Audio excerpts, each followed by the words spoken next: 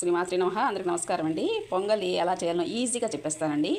ఇది కుక్కర్లో పెట్టేశాను. త్వరగా 3 విజిల్స్ రానిచ్చాక సిమ్లో పెట్టేసి ఆఫ్ చేశానమాట 5 మినిట్స్. ఇక పాలు పోసేసానండి. ఇంకొక టిప్ చెప్తాను. మనం ఏ గ్లాస్తో అయితే తీసుకుంటామో ఆ గ్లాస్తో బెల్లం సరి సమానంగా తీసుకోవాలి. నేను ఇది 3/4 గ్లాస్ తీసుకున్నాను. ఆర్గానిక్ బెల్లం కొంచెం వేసి గుండు బెల్లం కలిపేసాను అనమాట. మొత్తం 3/4 గ్లాస్ ఉందన్నమాట. 7 వరకు తీసుకున్నాను. అంతవరకే మనకి బెల్లం తీసుకుంటే సరిపోయిద్ది అనమాట.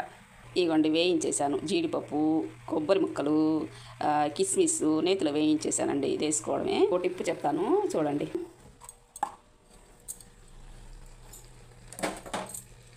ఆల్రెడీ అన్నం మెత్తగా అయిపోయిందండి. బెల్లం వేసుకుంటే సరిపోయిద్ది అనమాట. అసలు కుక్కర్లో ఉండడం వల్ల త్వరగా అయిపోతుంది, అన్నం మెత్తగా వస్తుంది. ఇది అడ్వాంటేజ్ అనమాట. ఇవన్నీ కలిసాను. పాలు బనిష్టం అండి. నీళ్ళు తక్కువ అయ్యాయని కొంచెం జోరుగా ఉండాలని కొంచెం వాటర్ వేసాను అనమాట. మనం వాటర్ వేసుకొని ఇట్లా పెట్టేసుకుంటే మరి కాసేపు చల్లారినాక సరిపోతుంది. ఇంకొక టిప్ ఏంటంటే మనకి రైస్ ఉండేసుకొని ఒకసారి పులిహోరకి పొంగలి కొంచెం తీసుకోవచ్చు, దద్దోజనం తీసుకోవచ్చు, పులిహోరకి తీసుకోవచ్చు అనమాట. ఒకసారి కుక్కర్లో పెట్టేస్తే. ఇంకొకటి చాలామందికి ఇప్పుడు వాళ్ళకి ఎవ్వరికి తెలియదు ఒక విషయం చెప్తున్నాను.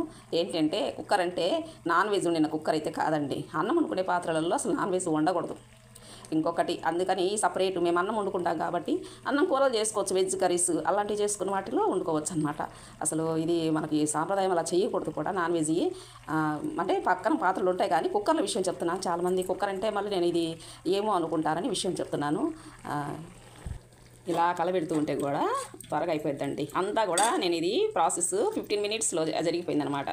అయిపోయిందండి. చూడండి స్టీల్ కాబట్టి ఆపేసినా కూడా వస్తూనే ఉంది పైకి. చాలా బాగా వచ్చేసింది. జస్ట్ నేను 5 మినిట్స్ మొత్తం 15 మినిట్స్లో అయిపోతుందండి 100%.